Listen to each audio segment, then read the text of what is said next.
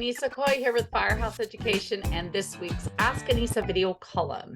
And this week, our question actually came in from a homeowner that found my YouTube channel, but I think this will be very good and informational for those of us that do fire restoration.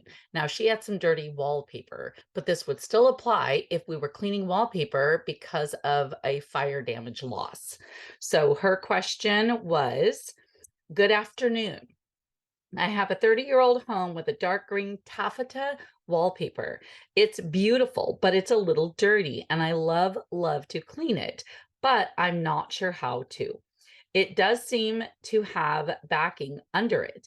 Do you have any suggestions? Many thanks, Nikki. Well, Nikki, thank you so much for your email. So yeah, taffeta wallpaper is fabric. And so you've got to be very careful when you're cleaning it. So the first thing that I would obviously do is HEPA vacuum it very thoroughly. And you might need to go over it 2 or 3 times to remove the majority of either dirt or soot, whatever that you're dealing with. Then after HEPA vacuuming, what you're going to want to do is use a chem sponge. And that would be really great to do some dry cleaning and remove more contamination.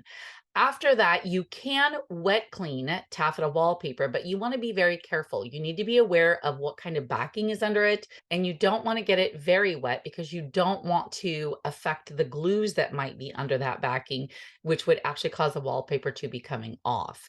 But you can do a damp clean, and I would do it with a very mild degreaser, like hot water with some Dawn dish soap in it. Then what I would do is take a microfiber cloth, and then we would get that cloth pretty wet, not saturated, but pretty wet, and then wipe down the wallpaper. And I would start at the bottom of the wallpaper and work my way up so that we don't cause any streaking, especially if we're dealing with a soot situation.